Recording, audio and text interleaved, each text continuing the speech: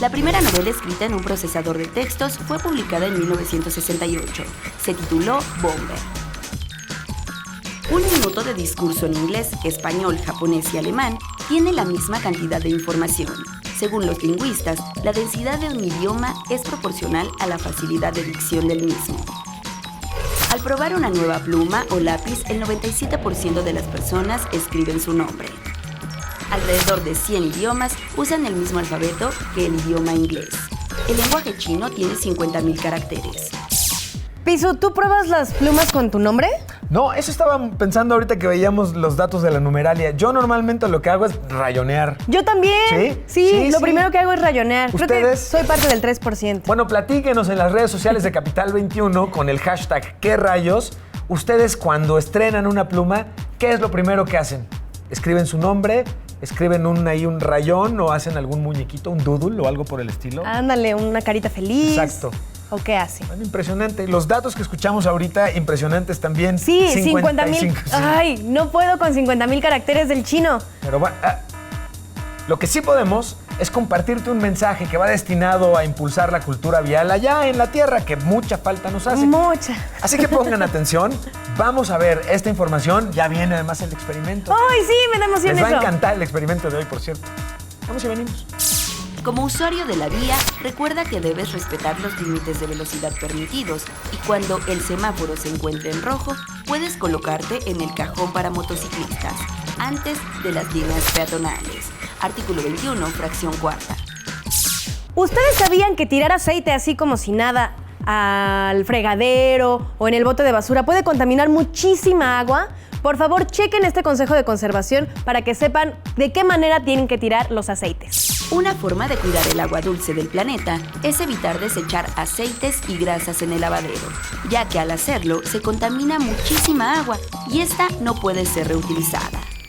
Lo adecuado es almacenar estos desechos en un recipiente específico y después llevarlo a un centro de manejo especial de desechos.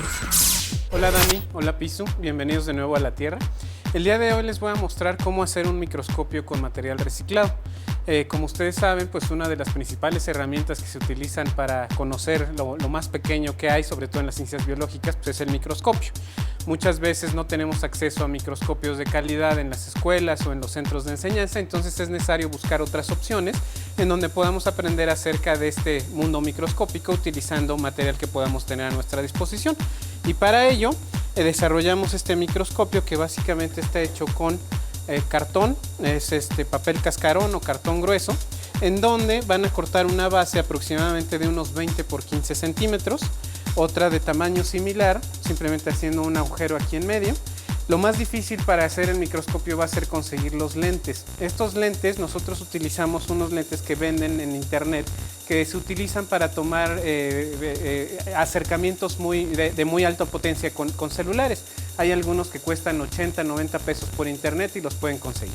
Ese lente, el macro como se le llama, lo ponen aquí en el agujerito de esta placa y lo que van a hacer va a ser tomar 2 botellas de agua en donde van a cortar la parte inferior de la botella y la parte superior de la botella, el cuello de la botella. Con 2 cuellos de estas botellas lo que van a hacer es cortar otra tira de cartón con estas características. Aquí van a poner un agujerito en donde van a poner lo que quieren ver al microscopio y estos 2 van a servir para que ahí se apoye esta laminilla. Finalmente lo que van a hacer es armarlo de esta forma, utilizar la base de la botella como un pedestal y ponerlo así. Lo pueden pegar todo con silicón frío o con silicón caliente y después van a poner aquí su lente. Acá lo que ya tenemos es un modelo ya terminado en donde adicionalmente pusimos una pequeña lamparita para que alumbre lo que queremos ver a través del microscopio y un pequeño espejo que ustedes pueden mover también con una tira de cartón. Esto va a permitir que la luz, ya sea de la lámpara o que ustedes están captando que haya junto a su microscopio, les permita ver a la perfección lo que quieren ver a través del microscopio.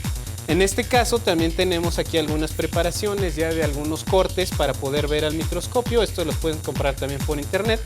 Y básicamente la idea es combinar la capacidad de aumento de lente que ustedes compraron para el celular con la cámara propia del celular. En la actualidad la mayoría de los celulares van a tener una cámara de muy alta resolución y esto va a ser factible combinar el aumento de lente que compramos para el celular con la cámara del celular y obtener microimágenes muy interesantes como las que vamos a ver a continuación.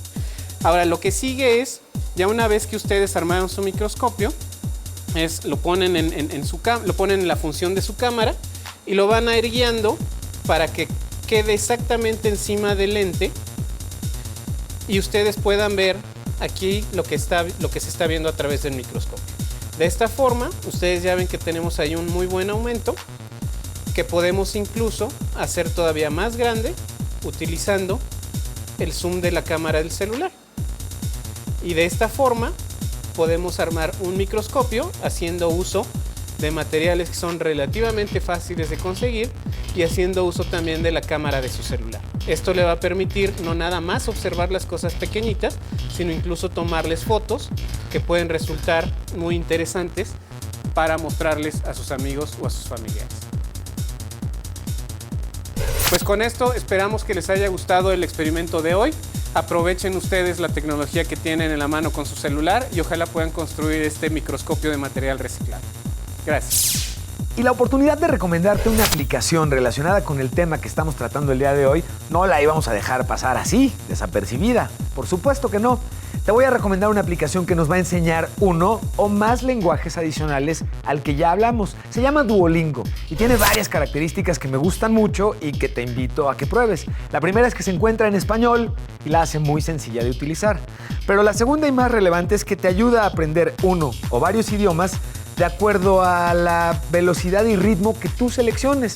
Esto lo hace muy divertido y lo hace poco pesado o poco cansado.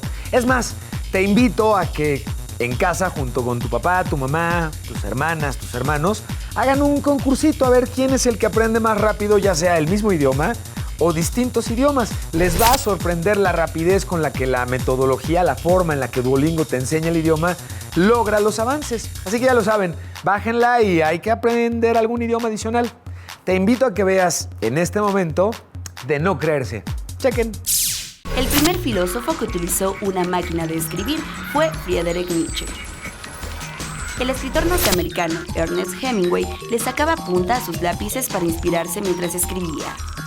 Se ha comprobado que la mejor forma de incrementar el vocabulario es mediante la lectura. Durante la Edad Media, los libros eran escritos en latín, pero el tipo de letra variaba de acuerdo a cada región, lo que complicaba la lectura de los libros por alguien de otra zona geográfica. Los monjes fueron los principales protestantes cuando se introdujo el uso de la imprenta. Y como toda buena historia escrita en la que tienes una introducción, un clímax, el programa está llegando también a esa parte. Al desenlace. Ese desenlace. Ya se nos fue. Se nos terminó, como siempre, rápido, la verdad. La verdad es que sí, muy rápido, pero aprendimos un montón de cosas. Aprendimos que la evolución del lenguaje es un acompañamiento del desarrollo de la cultura de la humanidad que va cambiando constantemente, que se adapta, pero que es nuestra responsabilidad también cuidar. Así es, eso iba a decir. Aprendimos también lo importante que es cuidarlo y hablarlo bonito y escribirlo bonito también. Piso, ¿tú alguna vez te inventaste un abecedario? Sí, tuve ahí ¿Un alfabeto? alguna serie de signos y símbolos que con un amigo me ayudaban Claro. a comunicarnos de manera secreta. ¡Qué increíble! Pues ustedes pueden hacer lo mismo e inventarse su propio alfabeto, que va a ser muy divertido con su familia o con sus amigos. Son ejercicios además muy interesantes porque no solamente te ayudan a comunicarte de una manera privada con alguien más, sino el ejercicio creativo que implica tú crear tu propia interpretación de la letra A o de la B o de la C y así sucesivamente, es un reto muy interesante. Llega un punto en el que no está tan fácil hacer símbolos distintos además. Claro, sí, por supuesto que Los sí. invitamos a que lo intenten. Además, si ustedes se perdieron algún detalle de este programa, lo pueden revivir en el canal de YouTube de Capital 21. Claro, esto es importante. Todos los programas de ¿Qué rayos? Están disponibles en el canal de YouTube de Capital 21.